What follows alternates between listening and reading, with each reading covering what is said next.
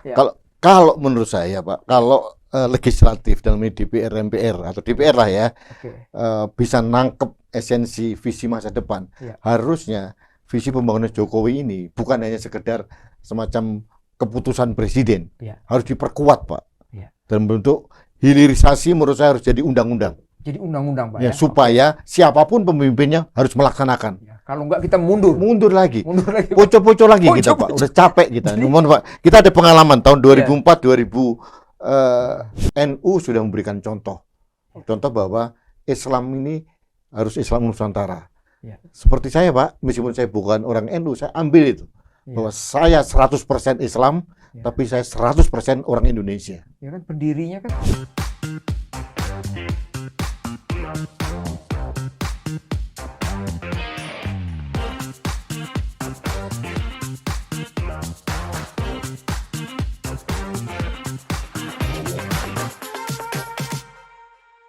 Publika Podcast, minim sensasi, penuh informasi, mainkan.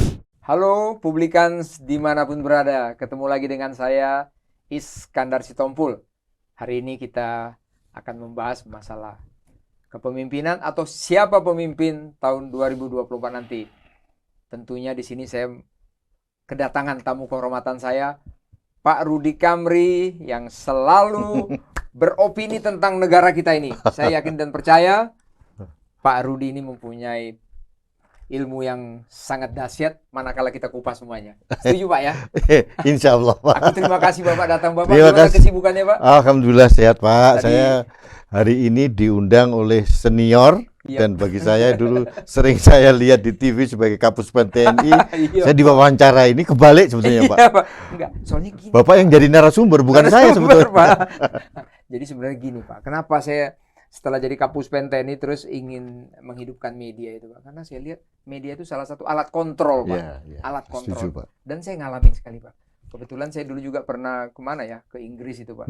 Saya ingat sekali saya di sana belajar tentang komunikasi, bagaimana Inggris mau menyerang Malvinas. Oh, Itu iya, saya iya. ingat sekali. Saya masuk studio mereka, bagaimana sejarahnya mereka berperang. Jadi perang itu bukan alat saja, Pak, tapi komunikasi. Ada proxy war Ada sebenarnya. proxy war-nya. Di Wah. situ saya lihat bagaimana mereka. Ya. Itu nanti kita angkat Siap. di yang akan datang, Pak, ya. Ya. Pak, aku terima kasih sekali Terima Bapak kasih hadir di sama-sama, sini. Pak. Satu kehormatan Saya tahu saya. Bapak sibuk. Tadi kita janjian Bapak rapat sana rapat sini, tapi Bapak memenuhi Ya. undangan. Saya terima kasih, Pak. Terima kasih. Ini kan begini, Pak. Tentunya Bapak anak bangsa, ya kan? Saya juga lama di TNI, Pak. Saya ingin negara ini tetap ada di peta bumi, peta dunia ini, Pak. Ya. Berkibar, bukan berkibar aja, nambah bagus, Pak. Hmm. Nah, kita lihat kan nanti tahun 2024 akan pergantian kepemimpinan, Pak. Siap. Tentunya saya lihat, Pak, aku lihat di kanal Bapak itu, Bapak selalu beropini tentang satu pemimpin. Saya lihat itu juga Bapak referensinya ada dari mana-mana gitu. Nah, menurut Bapak gimana, Pak? Nanti kita akan bahas ini banyak nih, Pak. Iya. Bagaimana leadership, bagaimana partai-partai pendukung, bagaimana keluarganya, Iya. bagaimana contoh-contoh pemimpinnya. Iya. Kita mulai, Pak. Iya. Kira-kira menurut Bapak 2024 bagaimana nanti nih, Pak? Siap. Pak, terima kasih. Iya, Pak. Saya diundang di podcast dari Publika. Iya. Luar biasa. Jadi teman-teman kanal Anak Bangsa subscribe juga Publikanya, ini luar biasa. Pak Iskandar, mohon maaf, ini kita bicara 2024. Ini menurut saya jauh lebih penting dibandingkan periode sebelumnya. Periode sebelumnya, Nah, betul, Pak. Betul. 2019 kita mempunyai calon presiden yang kuat waktu incumbent Pak Jokowi. Nah, 2024 ini suatu kenyataan sejarah bahwa kita harus ada pergantian kepemimpinan. Dan akan rebutan ini. Akan rebutan dan ini Rebutan. jauh lebih seru Rebutan. karena sampai sekarang konstelasinya juga belum Iya. jelas. Iya, betul. Si A mendukung siapa, si B mendukung siapa dan sebagainya. Tapi saya lebih tertarik adalah kriteria Kriteria yang terbaik. Oke. Jadi Hasil survei gimana, Pak? hasil survei Bapak mempengaruhi. tertarik juga ya? Tertarik, tapi itu survei juga kadang-kadang ada yang pesanan juga, Pak. Ada pesanan Dan juga. Betul, betul, Ya, Pak. jadi Betul. jika survei, saya menghormati survei, tapi pengambilan sampel ke responden juga tergantung situasi kekinian Begitu waktu itu. diambil sama orang dia semuanya, Berbeda. berpengaruh besar, Pak, ya? Oke, Ya. Pak. Kalau misalkan respondennya dari Banten, Jawa Barat, Kita tahu yang menang siapa pasti. Ya, udah tahu. Kalau ke Jawa Tengah, Jawa Timur beda lagi. Tapi itu nggak apa-apa. Tapi sebagai indikator boleh lah Pak. Nah, kalau kita bicara 2024 Pak Tumpul, saya lebih tertarik untuk kriteria. Yang jelas ada 3 yang ingin saya buat waktu itu dan selalu saya sampaikan di berbagai kesempatan, termasuk pada acara ini, bahwa yang pertama harus nasionalis dan Pancasilais. Nasionalis Pak ya. Pancasilais. Merah putih. Oke. Itu kartu mati. Kartu Gitu, mati. ya. Nasionalis Pancasilais. Harga mati. Harga mati. Harga sudah. mati. Oke. Yang kedua, nah kita ini saya berharap kita itu nggak seperti poco-poco. Poco-poco. Pembangunan Oke. kita maju mundur. Ya. Setiap pemimpin baru yang lama dihilangkan dan sebagainya. Nah, artinya ada kriteria yang kedua, harus ada kemauan dan kemampuan untuk Oke. melanjutkan kesinambungan Siap. pembangunan yang sudah dirintis oleh presiden sebelumnya. Yap. Dalam hal ini Pak Jokowi. Pak Jokowi. Nah, Oke. menurut saya apa yang dirintis oleh presiden ini sudah cukup baik. Ya. Nah, tinggal meneruskan dan menyempurnakan. Menyempurnakan ya Pak. Tidak semuanya baik, tapi apapun terjadi itu sudah luar biasa. Luar biasa. Nah, Oke, Pak. menjadi pijakan untuk ke depan itu luar biasa. Yang ketiga, Pak, Ya. ini menurut saya masalah kebangsaan yang kita hadapi. Kebangsaan. Nah, harus ada figur yang kita pilih mempunyai kemampuan untuk menghadapi dan menormalisasi kelompok-kelompok intoleran, Intoleran nih Pak ya. radikalisme dan ekstremisme. Muncul terus di mana-mana Pak Itu ya. menjadi tantangan terbesar. Kemarin di Madura rame banget itu Pak. Nah, artinya kalau ada sosok atau perpaduan antara RI 1, RI 2 Yep. yang memenuhi kriteria ini, saya kira harus kita dukung sepenuhnya. Oke Pak. Nah. Ada yang tertarik tadi. Bapak mengatakan tadi berkesinambungan. Nah, ini mungkin kita kupas dikit. Kita Iya. ini kan podcast ini kan bicara nanti balik lagi boleh sah-sah aja ya Pak. Ya. Tadi saya tertarik gini Pak. Berkesinambungan. Nah, banyak orang mengatakan siapa pemimpin berikutnya yang akan melanjutkan dari katakanlah apa yang sudah dicanangkan oleh presiden kita Pak Jokowi sekarang yang dikatakan bagus. Nah, tapi kan tidak ada GBHN lagi, Pak. Ya. Nah, itu bagaimana menurut Bapak GBHN kita? Nah, Kalau ini menurut saya itu gimana? Kan sekarang hanya RPJMN. Nah, ini kan hanya lemah. Gimana Ya. menurut Bapak?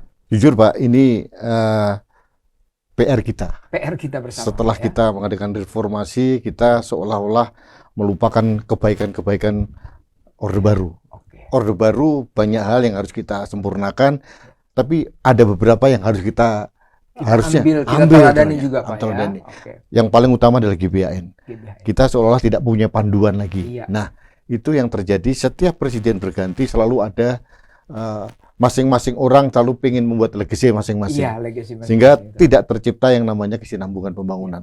Korbannya rakyat, Pak. Betul. Nah, Betul jadi artinya untuk ke depan ini, Pak, kita tidak boleh lagi memberikan blank check pada pemimpin. Ya. Harus pemimpin yang mempunyai kriteria yang bisa melanjutkan kepemimpinan dan visi pembangunan yang sudah dibuat oleh presiden sebelumnya. Ya. Meskipun kita nggak ada GBHN. Nah, ini sebetulnya kita, Pak, sebagai rakyat juga bisa minta kepada MPR untuk memikirkan kembali GBHN, Pak. GBHN. Ada minimal ada panduan entah apapun namanya. Kalau kita alergi dengan istilah GBHN, Pak, Iya. karena kan seolah Orde Baru. Orde Baru bisa pakai kata-kata yang lain kok. Iya. Jadi menurut saya itu yang penting, Pak. Jadi ini harus kita suarakan supaya Suarakan lagi. Ini jadi PR kita bersama, Pak Iya. ya. Nah, Iya. itu kan tentunya kita bicara GBHN nanti perlu kita sosialisasikan. Kadang-kadang gini, Pak. Tidak semua orang tahu, Pak. Ini kita jujur, itu hanya orang-orang yang berpendidikan ke atas tahu RPJMN, GBHN. Tapi kalau kita membuat satu komposisi, Pak, kita ini kan ada yang educated, bukan berarti tidak ada yang lain itu jelek, enggak. Tapi kan kita harus memberi kepercayaan kepada ini. Nah, kepada yang di bawah ini kita kan harus memberi jaminan kesejahteraan ke mereka dengan GBHN. Ini contohnya begini, Pak. Presiden sudah mencanangkan semuanya. Ini ada yang menarik, Pak. Saya baru dapat ini, Pak ya. Ini mungkin ini bagus sekali, Pak. Ini aku juga Bapak Menko Marves kita, Pak LBP. Ini dia buat statement satu di dalam TikTok, Pak. Ini mungkin bisa kita dengar sama-sama, Pak. Ini ya. Ini saya ketemu grup orang bule-bule pengusaha besar, 5 mereka. Mereka tanya, gimana setelah 2024? Saya bilang ya, mestinya sih kalau presiden yang akan datang tuh waras, dia pasti mengkapitalisasi apa yang sudah dibuat Presiden Joko Widodo ini. Ya maaf, bahasa saya bahasa bagus sekali. tentara. Nah, dibilang di sini calon pemimpin berikutnya kalau tidak meneruskan dari apa yang sudah dicanangkan sama Presiden Jokowi, sangat bodoh, sangat tolol, Dan tidak waras. tidak waras. Ini menurut Bapak gimana? Apa Ya. alasan kira-kira menurut Bapak dari pandangan Pak Ilmu Nah, ini, Pak? ini karena yang bicara dari Sumatera Utara, Pak. Iya, Saya bisa mengerti ini kan. Pilihan diksinya keras. Gaya gitu. tentara ya? Gaya Gaya tentara, tentara, dan oke. dari Sumatera Utara lagi. Jadi pilihan diksinya memang bisa kita perdebatkan. Tapi sebetulnya esensinya sih saya Bagus, setuju. Pak, ya, Bagus. bagus, betul. Cuma kadang-kadang pilihan diksi ini mempengaruhi absorpsi dari publik, Pak. Publik. Nah, jadi saya harus akui Pak Luhut ini mempunyai visi yang keras, yang bagus. Cuma beliau harus saya akui tidak mempunyai kemampuan untuk komunikasi publik yang baik. Nah, Iya, Pak. karena kita kan harus Pak, harus Iya. dengan objektif menilai gitu, Iya, Pak. Nah, iya. apa yang dikatakan oleh Pak Luhut itu menurut saya ada benarnya, ada tidak. Saya setuju bahwa visi pembangunan Pak Jokowi sudah cukup bagus. Iya. Tapi juga tidak selamanya 100% selesai, Pak. Iya. Sebagai contoh, mohon maaf, bisa dikoreksi. Pembangunan bandara-bandara. Puluhan bandara. Puluhan bandara. Nah, data dari Kementerian Perhubungan yang saya baca, Oke. itu ada 10 sampai 12 bandara yang sampai detik ini dibangun tapi tidak mempunyai jadwal penerbangan. Oke. Nah, Ya, saya ini juga monitor harus dikoreksi. Iya. Termasuk Kertajati misalkan, Kertajati. tapi sekarang belum punya. Nah, artinya hal seperti ini kan tidak bisa dilanjutkan, Pak. Artinya harus strategi pembangunannya harus lebih matang gitu.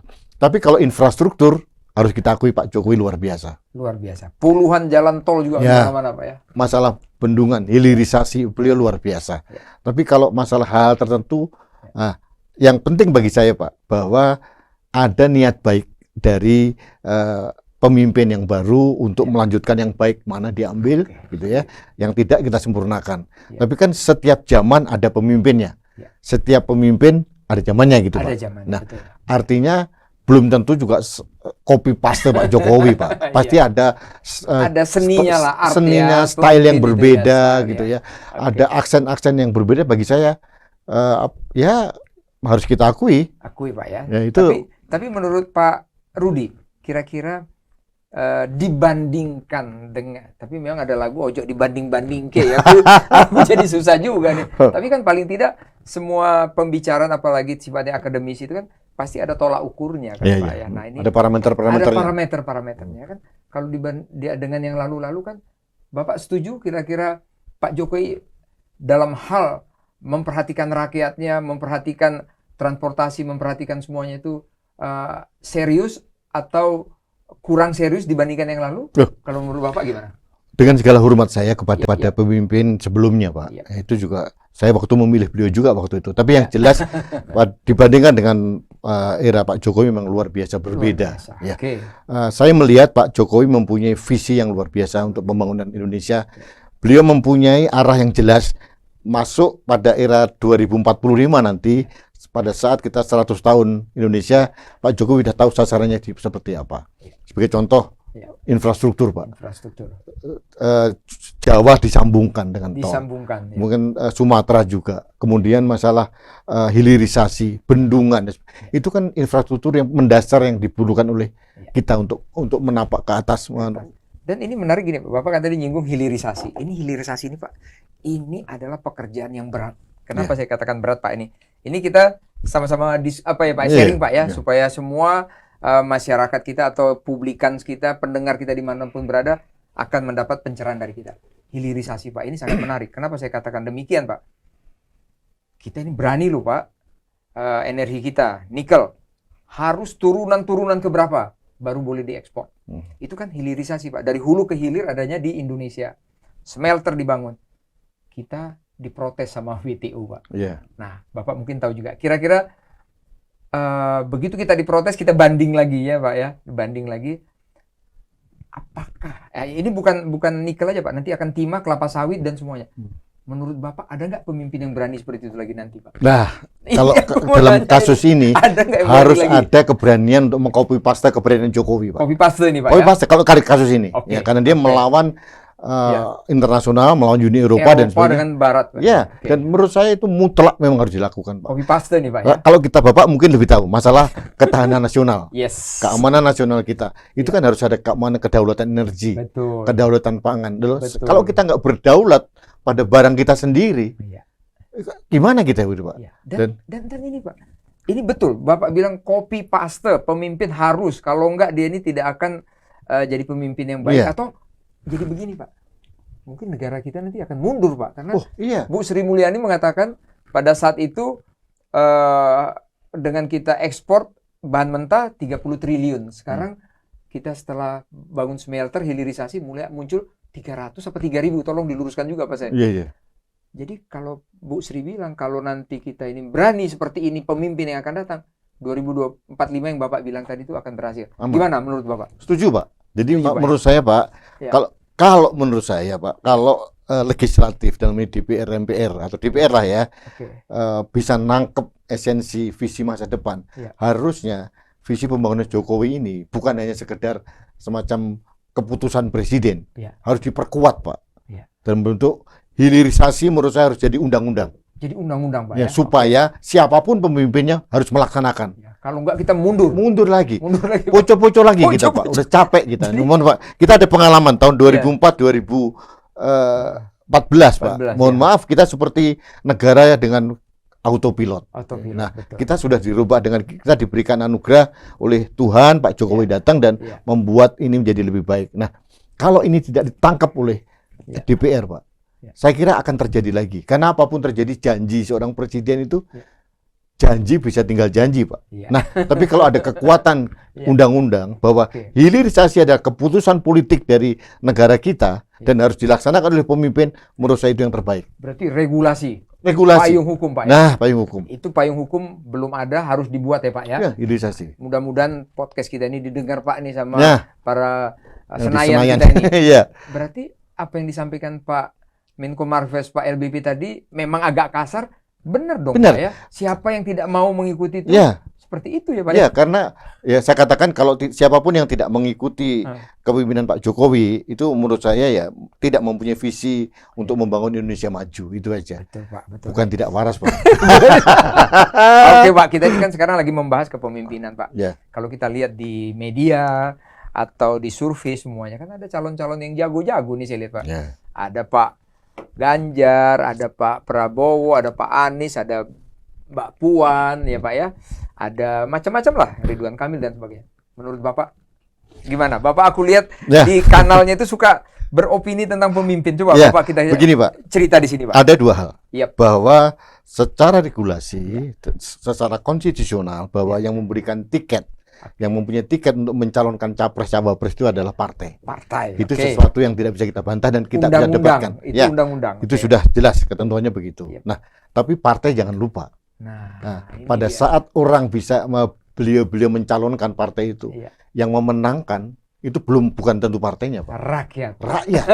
Nah, Rakyat. artinya Iya. kalau partai tidak bisa menyerap atau tidak inline dengan suara geliat masyarakat, itu bunuh diri buat partai itu. Bunuh diri buat Bunuh partai. diri, Pak. Karena Oke. begini, pengalaman Bapak ya, Bapak Oke. saya lihat tahun 2014, 2019 juga aktif kan, Pak. Iya.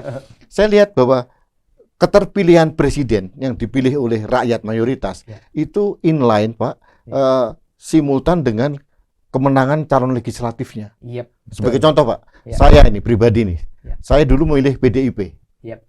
Mohon maaf, bukan karena saya kader PDIP, Pak. Ya. Karena saya melihat bahwa yang mencalonkan presidennya adalah PDIP. Ya. Jadi saya harus mengamankan Pak Jokowi untuk di parlemen. Itu Ya. untuk pemikiran saya. Sehingga apa yang dibicarakan dengan Ya. ini TikToknya bagus Itu Pak ya. jangan TikTok. sampai ini nggak inline, nggak Oke, nyambung. ya. Nah, Ya. saya yakin dengan berbagai pertimbangan, Pak, yang seperti saya itu banyak banget. Ya. Nah, kalau boleh jujur, partai-partai harus objektif bahwa yang memenangkan Jokowi Ya. tahun 2014, 2019 itu adalah rakyat Rakyat. yang Oke. digerakkan oleh para relawan. Ya. Nah, yang mana mencalonkan partai, kita nggak menggugat itu. Iya, secara apa ya? Di jurenya dia Ya, Pak ya, sudah. jurenya dia. Tapi de facto Grassroots, rakyat. Dan yang menggerakkan, yang mengelaborasi rakyat adalah relawan-relawan. Relawan. Jadi artinya saya selalu menyuruhkan bahwa partai jangan memusuhi relawan. Iya. Yang dibangun adalah sinergi dan kolaborasi dengan relawan Iya. supaya inline gitu loh. Jadi partai pun jangan merasa paling hebat karena tiket saya yang punya gitu Iya. loh. Iya, iya. Tapi kalau tiket ini dikeluarkan pada orang yang tidak tepat, Iya. jangan salah loh Pak. Rakyat punya cara untuk menghukum partai loh. Kalau Bapak menyampaikan begitu, terus kalau saya agak mengkerucutkan begini, boleh nggak kira-kira Pak? Atau salah nggak kira-kira Pak? misalnya si A ini populer banget gini, ya. Contohnya Pak Jokowi 2014 kan populer banget, Pak. Dia mungkin naik kendaraan apa aja mungkin jadi presiden juga. Boleh nggak saya katakan? Kendaraan siapa saja gitu. Kendaraan saya. Boleh nggak saya katakan begitu, Pak? Benar, Pak. Benar, Setuju boleh. saja. Jadi makanya menurut saya mohon maaf dengan segala hormat saya kepada pemimpin partai gitu, jangan terlalu kepedean. Jangan terlalu kepedean, ingat Itu ya. yang penting, gitu. Kita menghargai hak Anda, Oke. tapi Anda juga harus menghargai bahwa kita mempunyai hak sebagai rakyat, mempunyai hak, Pak, Oke. untuk menentukan bahwa calonmu itu bagus atau tidak untuk Indonesia. Gitu, Pak. Itu yang berdaulat rakyat. Itu yang saya suarakan, Pak. Oke, Pak, saya setuju banget, Pak. Ini jadi oke lah. Memang regulasi negara kita ini harus melalui partai. Kita Ya. setuju, itu udah oke. Tapi tentunya rakyat harus didengar juga. Bahkan rakyat harus kita sejahterakan, betul, Pak ya? Yang berdaulat, yang punya negeri ini kan rakyat, Pak. Gitu. Jadi artinya jangan sampai rakyat hanya dipikirkan hanya sekedar menjelang pemilu, didewa-dewakan. Setelah itu seperti saya selalu bilang seperti PLKB, Pak. Sama pilkada sama PLKB, pilpres sama pilkada. Kalau PLKB, Pak, kalau lupa jadi. Jadi kalau lupa jadi. Tapi kalau pilpres, kalau pilkada, kalau jadi suka lupa, Pak. Wah, ini tuh Kebalik toh. kebalik, Pak ya. Artinya kita harus bahwa hak kita sebagai rakyat yang berdaulat, dan kita nggak ingin melawan partai. Partai juga itu berada dari rakyat juga gitu loh. Saya hanya ingin menyarankan supaya partai harus membuka pintu untuk sinergi dan koalisi dengan para relawan. Iya, betul, Pak. Supaya suara partai inline dengan suara rakyat gitu loh. Betul, Pak. Jangan hanya suara elit. Ya, setuju, Pak. Setuju. Itu Dan yang penting. jangan lupa lah, Pak ya. Terus kalau kita lihat gini, Pak. Tadi kan kita udah bicarakan pemimpin siapa ini. Kira-kira, Pak, menurut Bapak dari tadi kriteria Bapak, kan kalau saya lihat kan seorang pemimpin itu harus juga kita lihat, Pak, masalah keluarganya, ya Pak ya. Masalah ya culture-nya dan lain sebagainya. Menurut Bapak gimana pandangan Bapak? Setuju, Pak. Bapak suka sekali saya lihat. Ya. Saya udah lihat kanal Bapak semua, Pak. Semua udah Bapak bicarakan itu. Nah, makanya saya dikuliti. makanya saya ngundang Bapak, Ya. saya senang. Kira-kira bagaimana menurut Bapak? Ada dua hal, Pak. Yang penting bahwa pemimpin itu harus kita telisik rekam jejaknya secara politik. Jejak. Oke. Ya kan? Kalau seorang pemimpin yang mempunyai rekam jejak dulu memanfaatkan politik identitas berbasis agama yang membuat masyarakat terpolarisasi, jangan dipilih lagi dong. Jangan dibeli lagi. Nah, karena kita pernah menjadi korban. Pernah jadi korban. Menjadi korban. Pernah jadi Nah, korban. ini satu. Yang kedua adalah rekam jejak pribadi. Oke. Kalau dia memimpin keluarga nggak bisa, Iya, bagaimana memimpin rakyat? rakyat. Itu loh, Pak. Artinya Iya, betul. kita rekam jejak nih orang ini Oke. bagus atau tidak. Itu hak kita loh, Pak, sebagai rakyat. Betul. Dan kita harus memberikan edukasi pada masyarakat bahwa kalau kamu memimpin pemilih yang memimpin pemimpin yang salah, yang menderita kita 5 tahun. 5 tahun, betul, Pak. Jadi, betul. Kalau masalah dia pinter di publik, itu kan pencitraan bisa. Kita berdua bisa, Pak. Bisa. Mungkin lebih hebat kita daripada mereka untuk pencitraan di publik karena kita biasa di depan kamera. Betul. Tapi harus ditelisik lebih dalam, Pak. Satu, rekam jejak secara politik. Ya, yang kedua secara pribadi, secara keluarga, itu basicnya, Pak. Basic, Pak ya. Kalau seorang si A misalkan tidak bisa memimpin keluarganya, anaknya begini, dia begini, dan kemudian ada personal karakter yang kasar misalkan, personal karakter yang suka judi misalkan, mohon maaf nih, main perempuan, janganlah dipilih. Jangan, Pak. Itu bahaya, Pak. Tapi dari semua itu yang perlu kita waspadain tentunya masalah gini, Pak. Negara kita ini kan terdiri dari sekian budaya, Pak, bahasa dan lain sebagainya. Kita punya aliran agama aja kan ada berapa? 7 ya pemerintah. Tolong saya diluruskan, Pak. Itu yang sudah sah pemerintah. Nah, harapan kita, Pak, kan negara kita ini tadi udah 4 pilar Bhinneka, Pancasila, Undang-Undang Dasar 45, Bhinneka Tunggal Ika. Ini kan harus benar-benar kita rajut terus, Pak, kan? Nah, calon-calon pemimpin kita menurut Bapak, kalau saya lihat kan 3 nih yang disurvei yang besar ini.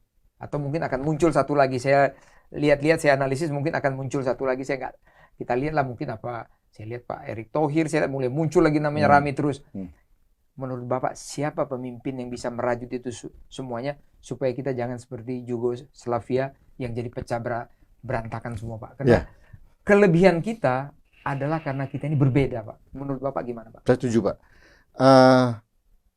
Terpaksa nyebut nama ini, nggak apa-apa? Nggak apa-apa, nggak apa-apa. Nggak disensor ya, Pak ya? Nggak apa-apa, nggak apa-apa Pak nyebut nama, Pak. Nggak apa-apa kan kita. Jadi, soalnya survei udah menyatakan begitu. Kalau Bapak mengatakan bahwa 3 pemenang survei, ini pemenang survei yang ada, harus saya akui Pak, saya harus kembali pada kriteria yang saya buat. Kriteria tadi. Nasionalis Pancasilais bisa melanjutkan visi pembangunan presiden sebelumnya dan mempunyai kemampuan untuk menghadapi kelompok-kelompok intoleran dan radikalisme. Itu penting. Nah, dari ketiga ini sebetulnya Pak, kalau boleh jujur, saya yang tertinggi masuk kriteria skor yang tertinggi dari tiga ini ada Pak Ganjar Pranowo. Pak Ganjar menurut Bapak. Itu menurut saya. Satu, dia mempunyai kemampuan kuat, nasionalis Pancasilais tidak diragukan. Betul. Yang kedua, sudah pasti dia mempunyai mentor yang kuat, presiden sebelumnya yaitu Pak Jokowi. Kedekatan emosional kedua orang ini luar biasa kuat. Ya, saya bukan dari yang bersangkutan tapi saya melihat Pak. Yang ketiga, Pak Ganjar juga mempunyai sikap yang jelas untuk menghadapi intoleran. Nah, cuma menurut saya adalah harus di backup Pak dengan figur-figur yang sebagai RI2 nanti, figur-figur yang kuat gitu loh. Kuat yang bisa membackup ini, karena ketiga ini saya kira tidak bisa dilakukan oleh seorang presiden sendiri. Tantangan kita besar. Nah, tantangan kita besar, jangan sampai kita terpolarisasi dengan dua kelompok lagi. Terus ya itu yang harus kita jaga. Jadi kecerdasan yang pertama adalah kecerdasan memilih pemimpin yang hebat untuk RI1, yang kedua adalah wakilnya yang tepat supaya klop bulat bulat. Wakil tidak bisa sekedar ban serep hanya sekedar melengkapi administrasi Pak. Kalau tahun 2004 fungsi wakil bagi saya sentral. Nah, saya berpikir misalkan katakanlah Pak Ganjar yang dipilih sesuai dengan harapan saya gitu ya. Pak Ganjar didampingi orang yang mempunyai kemampuan kuat untuk mengendalikan kedaulatan NKRI ini. Setuju Pak, setuju Pak. Dari militer siapa yang kuat boleh. Nah, tapi tetap juga kembali lagi Pak, masalah rekam jejak politiknya, rekam jejak pribadinya. Nah, masalah militer atau tidak, bagi saya nomor. Aduh, menarik sekali nih Pak, menarik sekali. Jadi kita bicara di sini Pak bukan apa-apa Pak ya. Kita ingin negara kita ini sekarang, menurut saya Pak ya, kita sudah mulai maju Pak. Contohnya, aku ini orang Sumatera Pak. Aku kadang-kadang ke Danau Toba itu Pak. Biasanya ke Danau Toba aku tuh 5, 6, 7 jam Pak. Sekarang ada tol. Ada tuh sampai tebing tinggi itu kurang lebih 80 kurang lebih. Yang tadinya saya ke tebing tinggi 2,5 jam Pak. Sekarang 1 jam 50 menit kecepatan 100 nyampe Pak. Akhirnya jalan itu benar-benar kita nikmati. Nah ini harapan kita semuanya mudah-mudahan pemimpin itu berani meneruskan semua ini Pak ya. Yang penting Pak, mohon maaf saya tambahkan sedikit Pak, bahwa teman-teman tidak sadar bahwa pembangunan infrastruktur bukan hanya jalan, termasuk digital yang dikembangkan oleh Pak Jokowi sekarang, itu bukan sekedar mempermudah hidup kita, tapi juga bisa merubah budaya kita loh Pak. Nah, tentang contohnya yang Bapak tadi melihat bahwa digital sekarang ini, betapa mudahnya kita dengan online sekarang ini, hidup kita jadi berubah. Sekarang dulu kita mau belanja apa saja harus datang sendiri, sekarang sudah bagus. Dan itu kan karena fasilitas infrastruktur tol langit yang dibuat Pak Jokowi. Ya kan? Ada tol laut, tol langit gitu. Jadi kemudian ada, kalau masalah infrastruktur jalan, Bapak tadi dibilang 5 jam jadi 1,5 jam gitu. Saya dulu Pak, kalau saya pulang ke Jawa Timur ini bisa 17 jam. 17 jam. Iya. Rumah saya Blitar sana Pak, jauh gitu. Sekarang paling 10 jam gitu. Betul. Dan aksesnya luar biasa mudah. 7 jam ya disingkat Pak. 7 jam. Nah, ini juga mempengaruhi budaya kita loh. Perilaku kita berbeda. Jadi itu kita sadari juga bahwa pembangunan infrastruktur secara fisik itu juga bisa membangun infrastruktur baru di bidang budaya kita yang baru. Ya, ini saya sependapat sama Bapak, dan saya menarik sedikit tentang digitalisasi tadi itu Pak. Ini kan program presiden kita juga, digitalisasi. Nah, ini kenapa Pak? Ini agak mengulang dikit. Saya agak mau menyampaikan kepada seluruh masyarakat kita dan juga kepada apakah itu eksekutif, apakah legislatif, yudikatif, ya silakanlah semuanya di situ. Masalah hilirisasi dan tadi ini Pak. Kenapa? Tadi kita mempunyai potensi yang begitu hebat. Potensi itu kalau turunan-turunannya Pak, itu nanti saya monitor ini Pak ya. Ada yang namanya semikonduktor apa subkonduktor gitu. Itu yang punya Taiwan Pak. Itulah nanti dari turunan-turunan ini semuanya Pak. Itulah nanti yang akan membuat kita ini maju sekali Pak. Ini kalau kita agak bergeser, kita coba sedikit masalah geopolitik kita Pak. Kenapa Cina dengan Taiwan, Amerika selalu menjaga? Karena di Taiwan itu ada yang namanya semikonduktor tadi. Itu diperlukan semua negara. Semua negara memerlukan, dan itu nanti ada di Indonesia Pak. Iya. Nah, Dengan adanya di Indonesia, pasti nanti 2045 kita akan menjadi negara yang Bapak bilang tadi. Namun, pemimpin jangan salah. Ya. Jangan sampai, tadi Bapak bilang undang-undang masalah hilirisasi ini jangan sampai Nggak dibuat, Pak. tidak dibuat. Ini Menurut Pak saya ya. itu kita dorong, Pak. Kita dorong Jadi Pak ya. Pak Iskandar dengan network Bapak harus juga mendorong, Pak. Bapak kan jauh lebih kuat dibanding saya. Enggak, sama-sama kuat kita Jadi semua Pak. artinya ini penting, Pak. Saya khawatir juga kalau program hilirisasi ini Ya. ini tidak diamankan, Pak. Kita akan susah negara ini. Dah, Ya. semua komponen untuk baterai gitu, Ya. Pak. Itu yang diberikan baterai. Betul, Hanya lithium yang kita tidak punya. Yang lain kita punya. betul. Tembaga, nikel semuanya kita punya. Emas Betul. kita punya. Ya. Nah, kalau bukan hanya nilai tambah yang kita ciptakan, Pak, Ya. tapi juga kebanggaan bangsa dan menjadi seperti Taiwan. Ya. Hanya punya semikonduktor, Ya. akhirnya kan dilindungi sama Amerika. Rebutan Pak. Rebutan, Pak. Rebutan Pak. Dan ini kita kalau misalnya kita geopolitik, Pak, ini sekarang ini rebutan pengaruh. Jadi Ya. teman-teman kita yang di luar yang menonton acara kita, Pak, harus Ya. mengerti Ya. bahwa tahun 2024 itu juga ada kepentingan luar terhadap pemimpin kita. Itu pasti, Pak. Betul, Nah, bagaimana orang luar ini, contohnya katakanlah Amerika misalkan, Ya. mencari pemimpin Indonesia yang bisa dikendalikan. Nah, ini dia, ini bahaya nih kalau kayak gini. Itu ya. Gimana? Menurut Bapak gimana? Apakah itu akan bermain?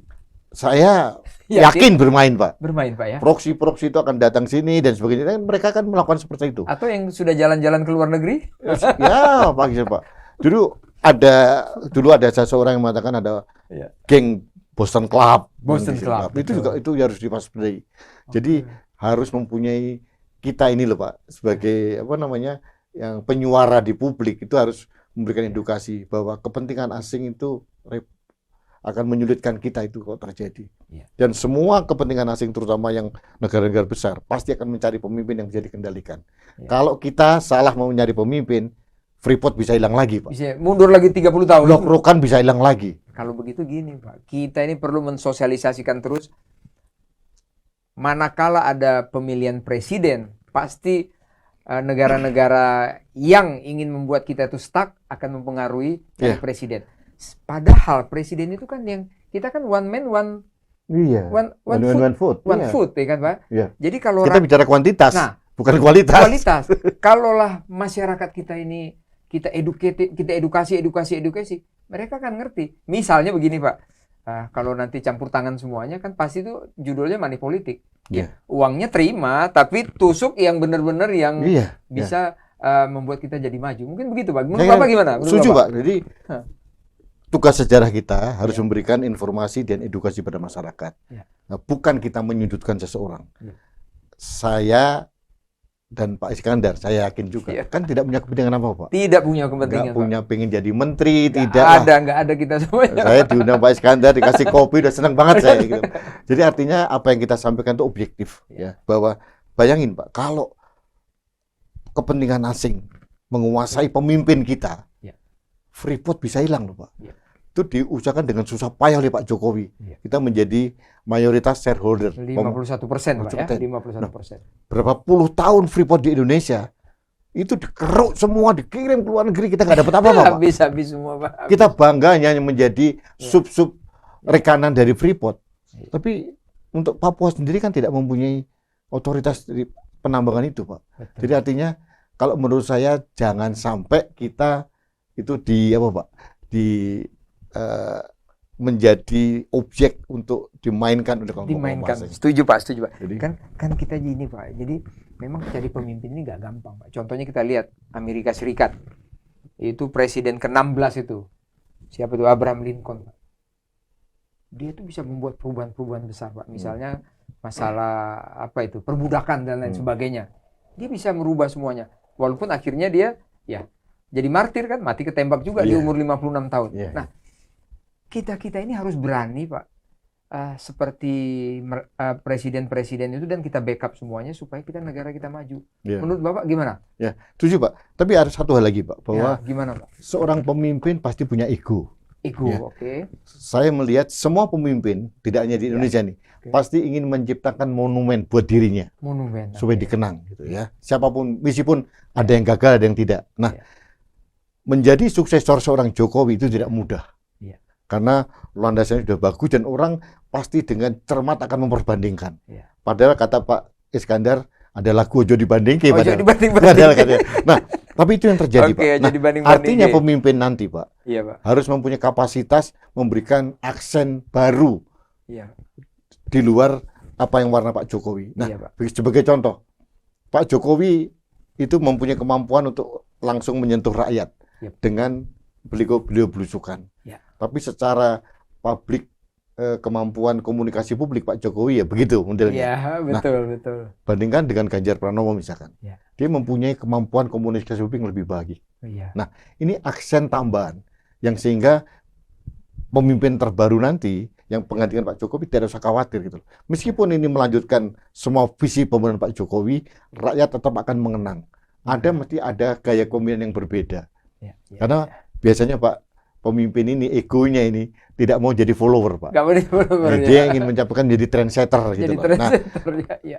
tapi menurut saya Pak, menjadi trendsetter atau apapun, Ya. jangan pernah melupakan mengabaikan kepentingan rakyat. Rakyat, Pak. Ya, oke, setuju. Ini seperti tadi Abraham Lincoln, itu semuanya rakyat, Pak. Iya. Karena di sana kan perbudakan, Pak. Dia tidak mau ada perbudakan. Karena supaya rakyat itu sama semuanya, Pak. Nah, demikian juga, Pak. Ini dari Rusia, Pak, Gorbachev dengan glasnost-nya dia. Perestroika, Perestroika itu kan perang dingin Iya. nggak pernah selesai. Dia duduk, semuanya berubah lagi. Demikian juga dengan Korea Selatan, Pak. Si Syngman Rhee itu presiden pertama. Ini sama modelnya seperti kayak Pak Jokowi kita, Pak. Dia utamakan tuh infrastruktur. Begitu merdeka tahun 46, dia petakan semuanya, dia rapikan semuanya. Sekarang menikmati. Kalaulah ada dulu presiden kita pas merdeka sudah langsung seperti pemikiran presiden pertama Korea Selatan si Rhee ini, Pak. Saya yakin kita ini mungkin sudah hebat sekali, Pak.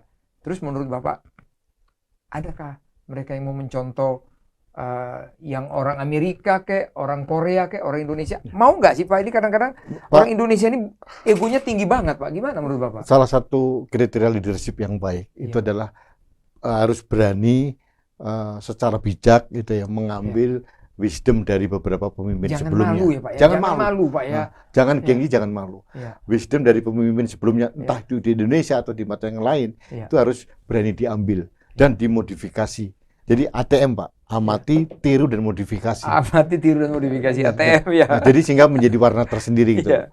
Jadi jangan gaya-gayaan, sok gengsi, tidak mau ngambil. Ya. Kita lihat lagi yang tadi Bapak bilang Presiden Korea Selatan yang pertama tadi itu luar biasa. Ya, Pak. Nah, kemudian Ya. semangat dari seorang Abraham Lincoln menyatukan utara selatan. Iya, betul, Pak. Meskipun akhirnya jadi martir. Iya. Itu betul. juga luar biasa. Ya, Pak. Ya, Pak Jokowi ini udah mau, saya sebetulnya jujur nih, kalau kita clear Pak ya, kalau objektif, sebetulnya pemimpin setelah Pak Jokowi itu gampang, Pak. Gampang. Kenapa?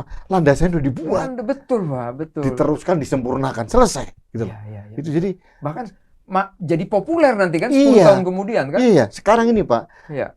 nanti tahun 2024, Iya. saya yakin ada berapa 10 proyek-proyek yang belum kelar di zaman Pak Jokowi karena Ya. ketersediaan waktu. Iya, betul. Nah, pada saat nanti presiden baru yang melanjutkan, Pak, Ya. yang tanda tangan kan nama dia, Pak. Betul.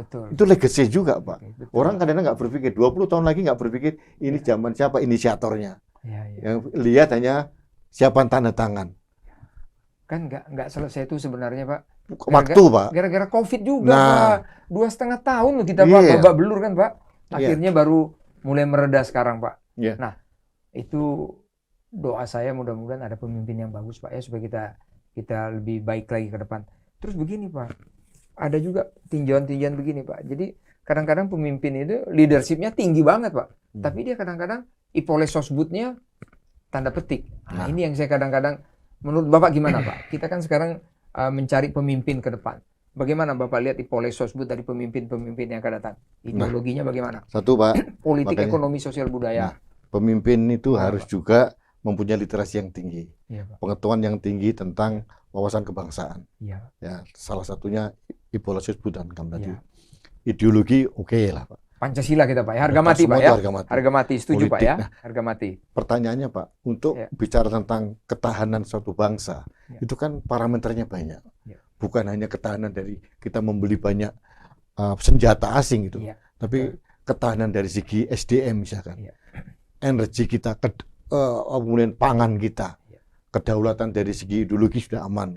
itu pun menurut saya ketahanan ideologi pun ya Pak, Ya. ini harusnya diperkuat lagi. Diperkuat Pak, makanya Nah. kan kita ada apa itu Pak? BPIP. BPIP. Nah, itu pun Ketahanan. mohon maaf dengan segala hormat Pak Jokowi, Ya. badan ini ada tapi belum terlihat manfaatnya. Ya. Nah, jadi makanya kita juga banyak membantu. Tapi Ya. itu langkah cerdas dari seorang Jokowi itu Pak, Iya. menghadirkan badan itu. Karena Ya. mohon maaf Pak, setelah reformasi tahun 98 sampai tahun 2014 Pak, Ya.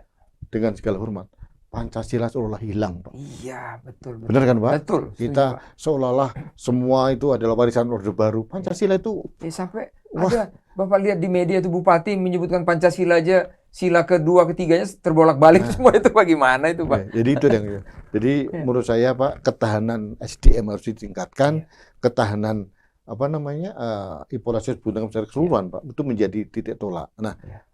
ketahanan budaya Pak. Budaya kita ini. Nah, Pak. ini yang Banyak menjadi- sekali asing masuk Nah. ini sekarang Pak. saya harus akui Pak Jokowi mungkin karena waktunya terbatas, Ya. dari 10 tahun digerogoti 3 tahun COVID, gitu ya. Jadi mungkin masalah budaya belum Ya. ditangani secara maksimal gitu loh. Ya. Ini harus menjadi apa Pak, aksen baru dari pemimpin baru nanti. Ya. Kalau menurut saya Pak, serunya gempuran budaya asing mulai dari Arab, Ya. Korea atau apa, Ya. ini bisa Pak, menggerus identitas budaya kita sendiri loh Pak. Betul Pak, betul sekali. Jadi makanya menurut saya ketahanan IPO Lexus Buan kami itu harus penting. Makanya sebetulnya Pak, masalah jadi bupati Pak, itu kan harus pernah ikut Lemhanas Pak. Lemhanas. Benar Pak. Apakah itu singkat atau apa? Pokoknya Ya ikut, apalah Pak, ya. yang 3 bulan pernah ikut. Iya. Problemnya Indonesia itu lucu. Jadi presiden dari siapa saja bisa. Jadi bisa. Gitu loh. betul. Harusnya ada sertifikasi dari Wantanas kayak Ya. atau mungkin dari Lemhanas kayak betul. bahwa Pak. dia mempunyai kemampuan itu. Ini kan ironis banget gini Pak. Iya, ini Termasuk gubernur, mohon maaf. Pak. gubernur. Gubernur itu kan dari undang-undang yang ada Ya. adalah kepanjangan tangan pemerintah pusat di daerah. Iya, Pak. Pada saat sekarang ini bahwa gubernur juga dipilih oleh rakyat secara langsung. Iya. Nah, pada saat berbeda politiknya dengan presiden, bisa digergaji loh Pak. Bisa diri karena dia punya konstituen Nah, sendiri. Makanya saya selalu mengusulkan Pak, kita kembalikan pada marwahnya bahwa otonomi daerah itu Pak, basisnya tingkat 2 Pak. Tingkat 2. Oke. Basis, kan undang-undangnya begitu Pak. Iya, Nah, tingkat 2. gubernur pilih aja presiden yang mempunyai otoritas. Orde Baru begitu, Pak. Zaman Orde Ya, Baru gitu. pilih. Yang baik Orde Baru kita ambil ya, Iya, Pak. kita ya. ambil, Pak. Yang jelek kita buang. Thailand Pak, Iya. itu gubernur dipilih oleh Perdana Menteri. Iya. Tapi kepala distrik atau bupati wali kota itu Iya. pemilihan langsung. Iya. Nah, artinya semua tahu bahwa gubernur adalah orangnya presiden. Padahal itu negara kecil itu, Pak. Negara kecil. Kita ini 285 Nah, juta Pak, itu hanya mohon berapa penduduknya itu? Lupa Pak, pada saat gubernur dipilih oleh Ah. rakyat secara langsung seperti sekarang Pak, kok kita kayak negara federal ya? Benar kan ya Pak? Betul, betul. Ada. Ini berbahaya loh Pak. Ya, secara de jure-nya belum, Nah, tapi kadang-kadang de facto-nya agak-agak mirip gitu. Nah, saya pengen gubernur itu kan dikembalikan dipilih oleh presiden. Ya. Mau level menteri nggak apa-apa, Ya. tapi benar orangnya presiden gitu loh Pak. Betul, setuju Pak. Karena dulu zaman Pak Harto itu ada bagusnya Pak. Jadi pengendaliannya itu dari Terpusat Sabang Pak. sampai Merauke Iya. gampang sekali Pak. Jadi kayak teori laba-laba gitu Pak. Nah. Nyampe semuanya Pak. Bapak, saya kasih contoh Pak, sedikit saja bahwa tanggal 17 Januari presiden di depan gubernur, wali kota, bupati, pangdam, kapolda, dan res dandim di Sentul mengatakan hati-hati, jangan sampai kesepakatan-kesepakatan yang dibuat oleh masyarakat mengalahkan konstitusi. Iya. Nah, ini terkait dengan protes pelarangan pendirian gereja. Gereja, oke. Pak Jokowi udah wanti-wanti di depan. Ya. Yang terjadi di Bogor terjadi lagi kemarin. Terjadi lagi di Bogor. Bahwa pelarangan agama ibadah Di terjadi Banten, lagi di Banten, di Batam, Batam, ditutup semua lagi. jadi Pak. Jadi artinya apa? Saya melihat pemimpin di daerah gubernur ini Ya. tidak 100% menangkap apa perintah presiden. Presiden betul. Kalau menurut saya, seorang presiden loh Pak, Ya. pada saat beliau berbicara, itu merupakan suatu perintah loh. Perintah, betul. Harusnya, apalagi Pak di militer, kan Betul. tahu lah. Perintah, Jadi betul. kalau dilaksanakan, ini yang terjadi begitu, kan merasa lah, presiden sebentar lagi selesai. Iya. Presiden juga bukan dari partai saya, ya kadang-kadang seperti itu. Harusnya kita itu apa yang kita pilih, apa yang kita ini harusnya Ya. kita amankan semua. Kalau Pak, kita ya. bicara NKRI Pak, Ya. saya sarankan bahwa mungkin Pak Iskandar bisa bantu. Gubernur, udahlah nggak usah pilkada langsung Pak. Ya. Pak, effort kita luar biasa Pak. Ya. Mohon maaf nih, kenyataannya mungkin mereka mau menutupi terserah. Pemilihan gubernur di Jawa aja berapa ratus miliar keluar Pak. Betul. Uang Setuju. berbuang tercuma. Habis bangun sekolah udah berapa itu Pak ya? Iya, bangun Bangun puskesmas sekolah. berapa? Bangun Bangun sekolah. infrastruktur berapa? Berapa ini? Kasih internet di setiap kampung ada berapa coba? Iya. Sayang banget loh Pak. Jadi kita membuang resources yang sia-sia begitu. Enggak, kalau saya bilang ini perlu kita sosialisasikan begini Pak. Jadi kebetulan saya jadi siswa Lemhanas juga Pak, tahun Iya. 2016-17 itu Pak. 1 tahun saya di sana Pak. Memang dulu sudah ada program ini Pak, bahwa pemerintah daerah itu mulai dari bupati dan gubernur itu dapat Pak. Itu di sana ada yang singkat Pak, 3,5 bulan. Kalau saya kebetulan yang reguler Pak, 13 bulan Pak. 13 bulan. Jadi saya itu yang namanya Ipole Sosbud itu apa itu Ngelotok Pancagatra udah ngelotok semua Pak, ini udah luar kepala. Nah, kalau saya lihat Pak, perlu kepala daerah itu dipilih presiden lagi. Kenapa? Yang gubernur aja Pak. Yang gubernur aja. Gubernur. Nah, itu Kalau karena yang bupati wali kota biar di bawah, Undang-undang yang otonomi daerah tingkat kan? 2 biar aja Pak. iya. Karena ini perlu sekali Pak. Jangan sampai ada selisih pendapat dan lain sebagainya Pak. Ini perlu sekali Pak. Tadi Bapak kan tadi sampai juga kepada yang masalah intoleransi, masalah izin gereja, wihara dan lain sebagainya Pak. Saya menarik gini Pak.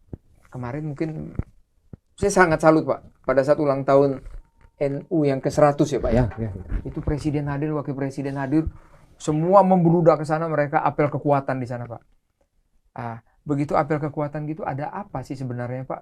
Apakah ada sesuatu yang perlu ditampilkan atau karena mungkin di sana ada sesuatu yang menarik Pak saya lihat. Tadi pertanyaan saya, apa ada sesuatu yang mau ditampilkan, apa satu diwaspadain. Terus yang kedua, apakah di situ juga memperlihatkan bagaimana agama lain membantu penginapan lain sebagainya. Mungkin Bapak bisa ceritakan dikit Pak. Begini Pak, Iya. kalau kita bicara tentang pesta peringatan 1 abad NU itu gimana? banyak segmen yang kita bahas. Iya. Yang pertama yang terakhir tadi Bapak tanyakan tentang bagaimana toleransi yang sebenarnya ditunjukkan. Nah, Iya. ini kalau saya lihat ada 2 kasus ini di gereja GBIB Bethesda. Bethesda. Itu menyiapkan ruang gereja untuk sholat. Iya, Oke. Yang kedua SDN Petra 12 itu sengaja meliburkan murid-muridnya agar ruang kelas bisa dipakai untuk nginep. Nah, ini sebetulnya adalah contoh terbaik toleransi harus seperti ini. Toleransi Pak ya. Nah, pada saat saya ini orang Muslim Pak, Ya. saya sholat dimanapun Pak, di gereja sekalipun di wihara, saya tidak pernah kehilangan akidah saya. Iya. Nah, itu yang harus dikembangkan gitu loh. Ya. Nah, NU sudah memberikan contoh bahwa Islam ini harus Islam Nusantara. Ya. Seperti saya Pak, meskipun saya bukan orang NU, saya ambil itu. Bahwa saya 100% Islam, tapi saya 100% orang Indonesia. Ya kan pendirinya kan Pak Hasyim Hasyim Asy'ari mengatakan seperti itu ya Pak ya. Contoh Pak, tanggal 22 Oktober ya tahun 45 berapa itu.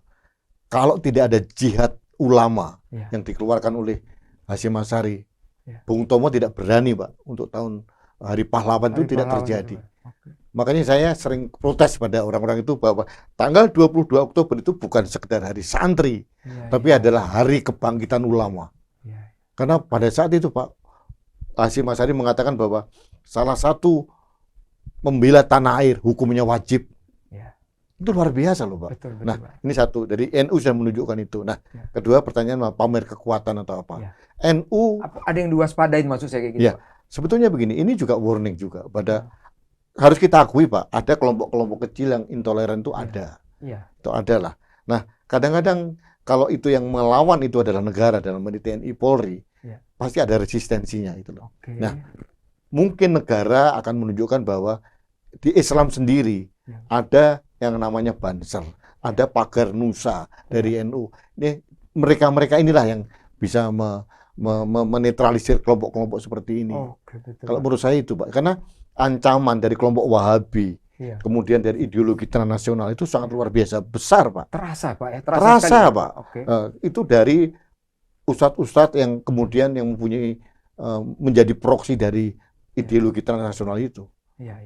Contoh Pak, kemarin aja ada ustadz yang besar. Kalau orang Islam mendapatkan order makanan dari orang Kristen untuk Natalan haram. Itu kurang tepat ya Pak ya. Nah, kayak gitu-gitu deh Pak. Jadi akhirnya memecah belah gitu loh Pak. Mungkin zaman kita muda dulu indah sekali, nggak ada masalah gitu loh.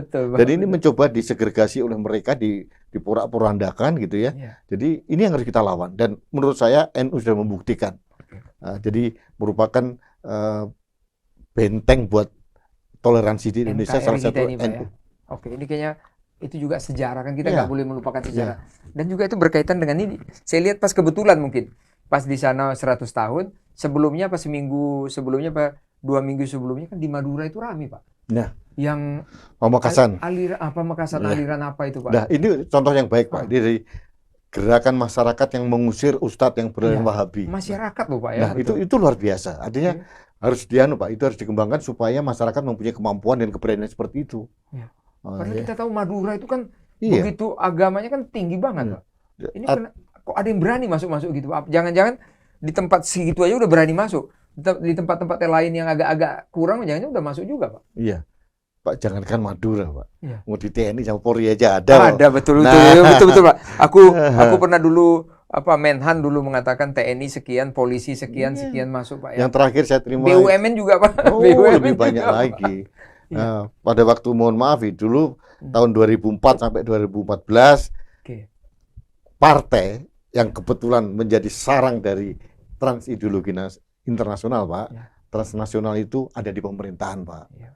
Saya nggak perlu menyebutkan partainya apa. Sehingga 10 tahun ini kan untuk bisa dipakai alat untuk menernakkan kader-kader di seluruh BUMN, Pak.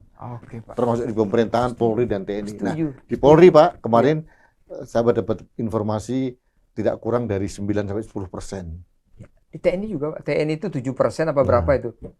Kalau saya nggak salah ada juga, Iya. Pak. Jadi kerja keras ini harus, nah, Pak, ya. Bapak kalau lihat Boko Haram, Iya. kemudian yang lain itu kan kelompok bersenjata yang akhirnya menyempal, itu bahaya loh, Pak. Bahaya banget. Dan menurut saya harus ada ketegasan dari pimpinan TNI maupun Polri. Itu harus, kalau tidak, kalau yang sipil, Pak, bisalah gampang. Tapi kalau dia punya senjata, Pak, bahaya banget, Pak, ya. berbahaya itu. Bisa berbalik Nah, kanan, dia bahaya banget, artinya kalaupun Madura ada, wajar, Pak, TNI Polri aja yang masuk. Pak. Ada, setuju, Pak. Iya, Jadi iya. atau begini, Pak, jangan-jangan sudah di semua lapisan dia masuk, Ya, Pak. saya kira begitu. Nah, tentunya di sini kan ada, Pak, itu Menteri Agama, ada Kementerian Pendidikan. Apa? Menurut Bapak, siapa ini sekarang kira-kira yang ini kan kita tadi udah dialog, tapi kita harus mempunyai solusi. Ini kementerian apa, Pak, kira-kira, Pak, yang harus bertanggung jawab, Pak? Pak, mohon maaf, Gimana? pelarangan rumah-rumah ibadah, Iya. ya kan? Berbagai tempat dan dari waktu ke waktu terjadi dan terjadi lagi. Iya. Menurut saya, biang keladinya adalah SKB 2 Menteri. SKB 2 Menteri. Itu antara Oke. Menteri Agama dan Menteri Dalam Negeri yang mengatur tata Oke. cara pendirian rumah ibadah. Nah, SKB 2 Menteri ini justru digunakan sebagai amunisi untuk melarang pendirian rumah ibadah non-Muslim. Iya. Nah, ini biang keladinya seperti itu. Nah, kalau menurut saya, Iya. menteri siapapun, Iya. kalau mempunyai kehendak yang baik, cabut aja selesai. Iya. Kalau tidak, mohon maaf nih, pemimpin nasional tertinggi harus punya goodwill untuk mencabut seperti ini. Ya, itu kan kalau SKB itu kan, Pak, Lemas. bukan PP, bukan lemah itu. Di bawah makeup man, Pak, di bawah. Kenapa nggak bisa dicabut, Pak? Ini pertanyaan yang sama. Ini janjinya Mas Menteri dulu, Pak Presiden juga pernah berjanji. Kenapa? Tanpa ada dicabut, Pak, susah.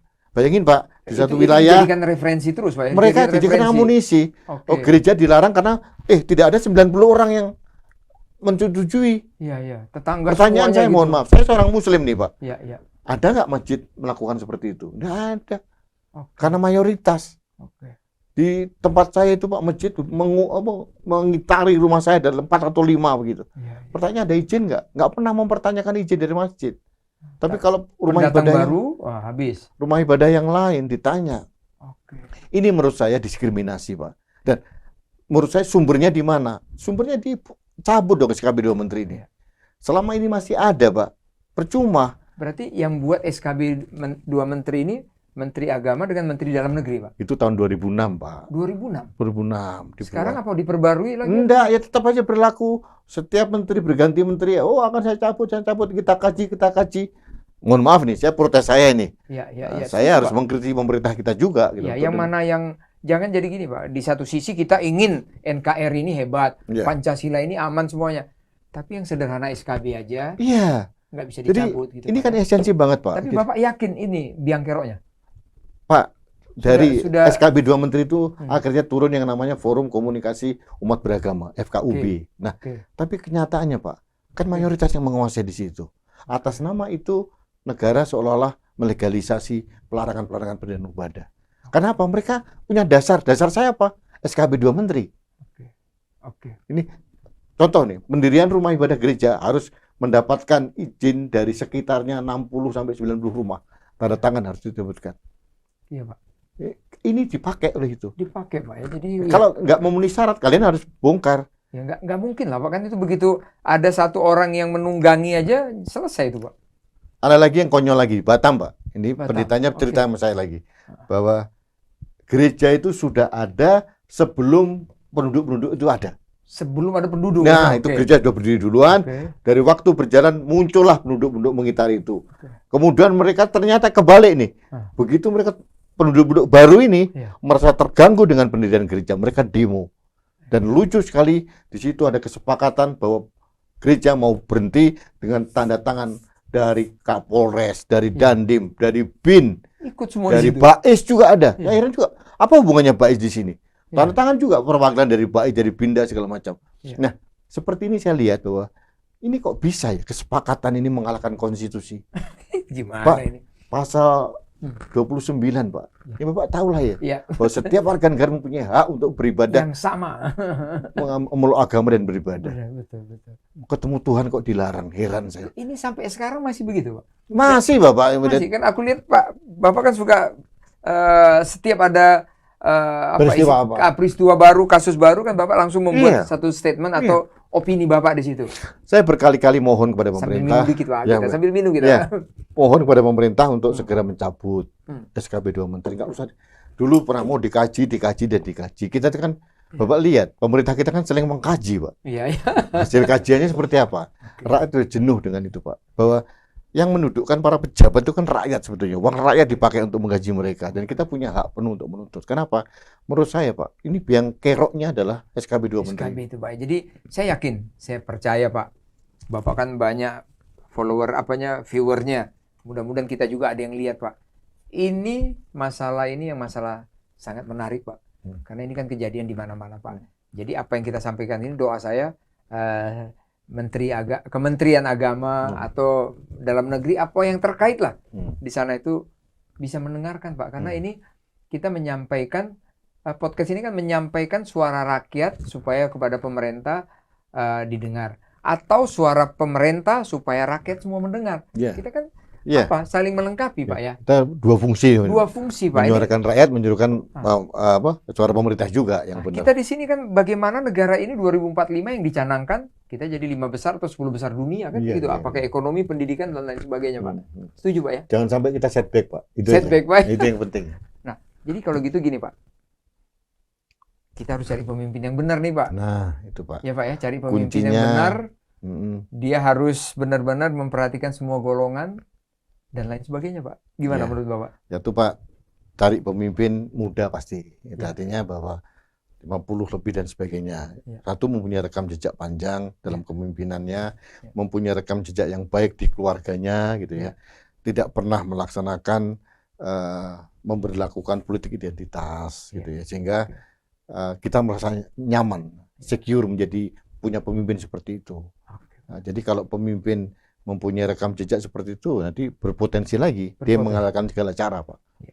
Yang kedua, secara pribadi, Pak, tadi sudah saya Ya. bilang, harus pemimpin yang mempunyai integritas yang kuat. Integritas Pak ya. Nah, pemimpin di keluarganya Berkarakter. Berkarakter Pak. memimpin keluarganya nggak bener, memimpin rakyat seperti apa gitu loh. Tapi terakhir ini Pak, sebelum kita tutup Pak, kira-kira apakah nanti di 2024 ada potensi identitas kita Pak, menurut pengamatan Bapak? Bisa terjadi Bisa dan terjadi. bisa tidak terjadi. Bisa Ada beberapa prasyarat, Pak, bahwa Ya. kalau nanti bahwa kelompok nasionalis ini, Pak, mohon maaf ini dengan segala hormat kalau ini terpecah menjadi Oke. kelompok nasionalis yang tidak. Kalau dari teman-teman dari partai ini mempunyai wawasan dan kepedulian untuk menjaga NKRI ini, jangan ego partai itu dikembangkan. Iya, Pak. Kalau saya selalu katakan, bentuklah namanya aliansi nasionalis Iya. untuk mencalonkan siapa orang yang terbaik di antara kita semua gitu loh. Nah, akan berhadapan dengan asumsi kalau ada kelompok lain yang mempunyai kepentingan ideologi transnasional, mungkin yang bersangkutan tidak, tapi pengikut-pengikutnya, gerbongnya itu adalah berkerumun orang-orang yang mempunyai keinginan membahayakan ideologi negara kita, ini harus dilawan dengan kekuatan ini. Itu akan muncul kah? Muncul. Nah, akan muncul Pak ya? Lebih berpotensi lagi, berbahaya lagi kalau Iya. di kelompok nasionalis ini ada beberapa calon, Pak. Oke. Karena kekuatan kita terpecah-pecah, mereka solid. Itu yang harus diwaspadai. Berarti kita harus waspada sangat ketat Pak ya? Waspada dan solid, Pak. Solid. Dan terakhir saya katakan kepada Ya. pemimpin partai, Iya, Pak. siapapun dia, bukalah pintu sinergi dan kolaborasi dengan kelompok-kelompok masyarakat. Iya. Jangan partai terlalu overconfidence gitu, Pak. Iya, Pak. Jadi harus bisnis dengan rakyat. Oke Saya Pak, kira terima aku kasih. senang sekali kita udah ngobrol-ngobrol di sini Pak. Paling Terus- tidak mudah-mudahan kita didengar tadi, kalau saya boleh menarik sedikit kesimpulan kita atau perbincangan kita hari ini, kepemimpinan Pak ya tadi. Iya. Kalau nggak salah saya Pak ya, harus cari pemimpin yang berintegritas dan berkarakter Pak ya.